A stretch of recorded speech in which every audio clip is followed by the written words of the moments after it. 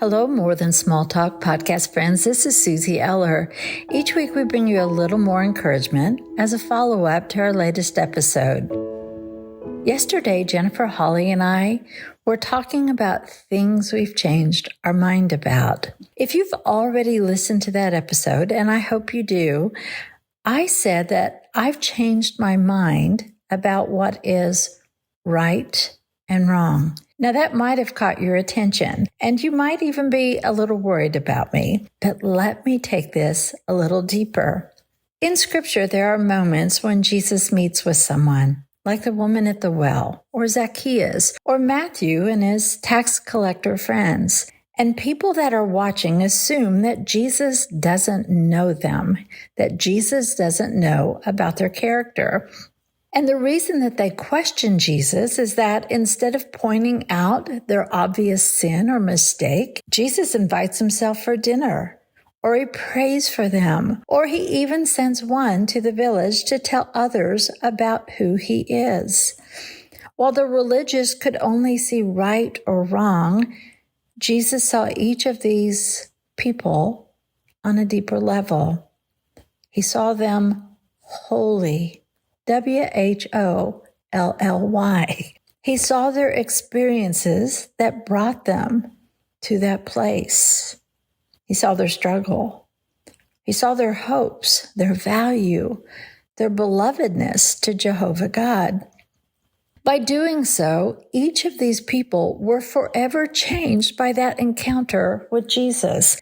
Zacchaeus gave back the money he had taken wrongfully. The woman at the well became the first evangelist, proclaiming that Jesus told her all about herself and how she believed that he had to be truly the Messiah. And Matthew became a disciple, and he painstakingly recorded one of the Gospels. We live in a culture that says, I'm right, you're wrong. And unfortunately, just like in Bible days, some of us who have been bathed in grace and mercy, we do the same. We see a person and we immediately draw a line, right or wrong, and they're put on one side of that line or the other.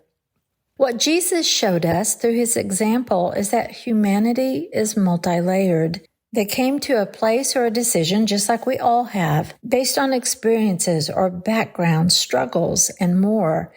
And instead of it being about right or wrong, when they encounter the love and grace of Jesus, there's a hope of true transformation because Jesus saw them holy.